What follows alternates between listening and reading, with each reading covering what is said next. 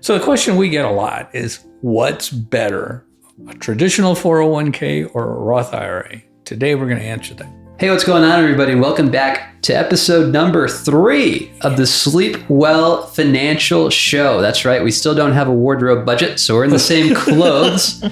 But my name is Josh Inahosa, and I'm an independent advisory representative for Swan DFW, which stands for Sleep Well at Night, Dallas-Fort Worth. And across from me is Hector Inahosa, who is a certified financial planner, which is the top mark in our industry. That's right. Thank you for joining us.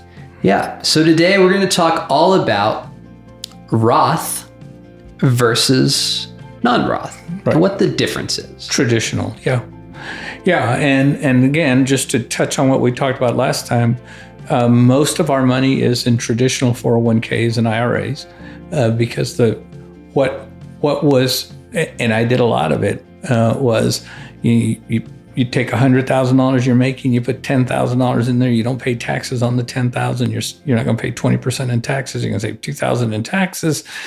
Then you got $90,000 you're going to live on. Then when you take that money out, because you're going to be living on less money when you retire, you're only going to pay 12% on that $2,000 you save 20. So there's an 8% arbitrage. Oh man, this is the smartest thing you'd ever done. Sadly, things have changed in America. Yeah, the math isn't mathing as much anymore. That's right. We'll say.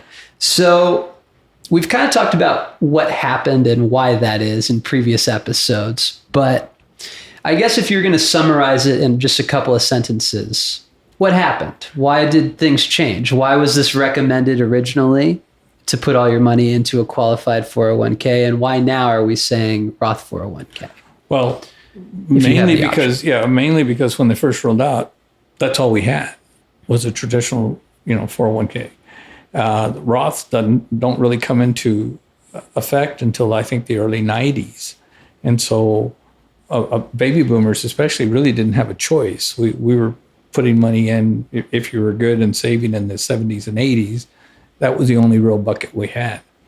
But even going into the 2000s and the 2010s, there was still a lot of money going into the traditional 401k. And I think a part of that is we don't want to pay taxes. Yeah. We want to delay that hurt for as long as we can. So intuitively, do we want to pay the taxes now? That's yucky. Or do we want to pay the taxes later? And later is always better. Not that we're procrastinators, but later is always better. It feels better. It feels better in the now. Yes. But what we're finding now, and especially with the way America has handled its fiscal responsibilities, the debt is getting considerably, we're at $38 trillion in debt now, and it's growing quickly. And so somewhere down the road, taxes are going to get higher. And the assumption always was that you would pay less, you'd be making less in retirement, so you'd pay less in taxes in retirement. Just what changed, one of the things that changed is we got really good at saving money in our 401ks. And so we ended up making as much money in retirement as we were when we were working. So that's a good thing, except that when you start taking that money out, you don't have all the deductions. That's a bad thing. And so even though you're making the same amount of money, you're paying more in taxes. And that's a really bad thing. Yeah. And so that's the flip. That's the flip. The difference, I guess, in a couple of sentences between a qualified account is what you'll hear us refer to these as often, and a Roth account.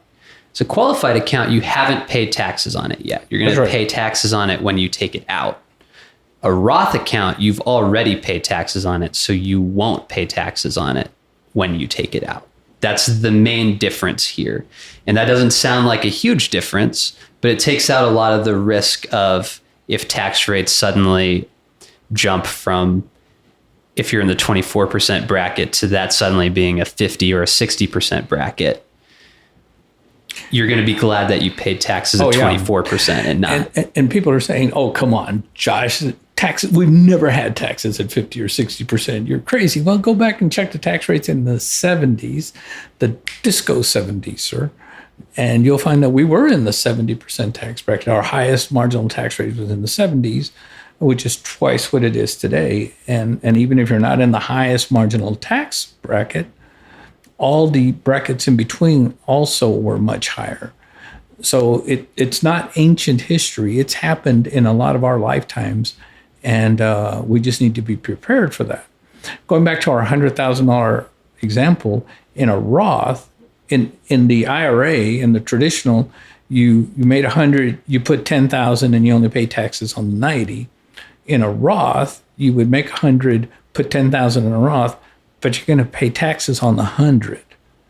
And people would say, well, why would you want to do that? Well, now we're saying that's a smart play. Pay the taxes now when the rates are historically low. And then I don't think anybody's arguing the tax rates are going to go down. Worst case scenario, they stay the same, but you lose your deductions and stuff. All that money's tax free. In retirement, here's the secret that nobody's taught, and for the very first time, we're going to show the secret that I learned in certified financial planning school. Okay, tax-free is better than taxable income. Wow, I know. Somebody write that down.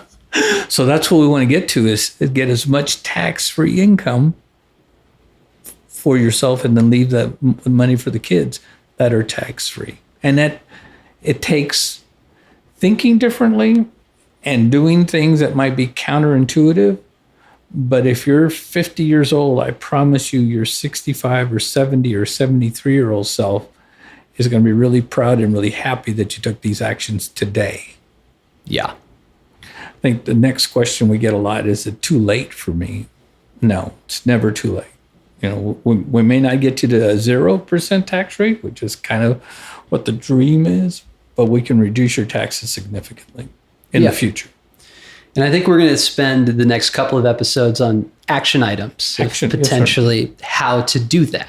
Yeah. So if that's a question you have, stay tuned, I guess, for the next few episodes. And if you have other questions, and because we're throwing a lot of information, a lot of numbers and stuff out, don't hesitate to leave a question and or give us a call. Josh is going to give you our numbers in a minute. The thing here is we need to be educated. And I think education is the first part of living a better financial life. But education by itself doesn't really do you anything. You've got to be educated. You need to understand what's going to happen. And then you got to take the action because the book that I work out of says faith without works is dead. So education without a change or without works or without an action, you're just going to be a really smart, poor person. Yeah. And if you're like, I don't know what my first action should be, I'm about to give you one. Okay. You can call us at 888-792-6339. That's our number. And that's a tax-free number. That is a free-to-call phone number. And you'll get Hector or I. And we also have an email address. That's info@swandfw.net. Because starting is hard. But we can help. And I akin doing something like this, either starting to save money or starting to change portfolio, like dieting. I went to the doctor. He said, you got to lose a few pounds. She said, you got to lose a few pounds. So you know what I did? I got a bigger doctor. No, it's an old joke. But, here we are, June 25, and it's Thursday. Well, this would be a bad day to start a diet. So I'm going to start my diet tomorrow. Well, I don't want to start tomorrow. Tomorrow's a Friday. That doesn't make any sense. I'll start it on Monday. But next week is July 4th weekend, and I know there's going to be barbecues. You know what? I won't. I'll start it August 1. I'll start my diet. But I'm going on vacation in August. So that doesn't make September 1. But that's the beginning of football season. So, okay, October 1. Wait, it's my birthday month. I don't want to start a diet of November. And so we can keep rationalizing and justifying why you don't want to start or change forever. The thing is, start, take a step, take an action before you do it. This is all we're talking about here is ideas. Don't do anything actionable with this until you've talked to us or somebody like us to make sure that the action you're going to take is appropriate for you. Yeah. So again, those phone numbers and emails will be in the description wherever it is you're watching or listening. Give us a call. We'd be happy to help. Yeah. Happy to talk to you. And there's hope. These are hopeful podcasts. These are not podcasts that we want to get you in the doldrums and feel bad about your future. There's hope and there's a great future. You just got to take an action. Yep. So we'll catch you all on the next one. Take it easy. The preceding content is informational only and based on information available when created. It is not an offer or solicitation, nor is it tax or legal advice. It does not consider your financial circumstances and objectives and may not be suitable for you.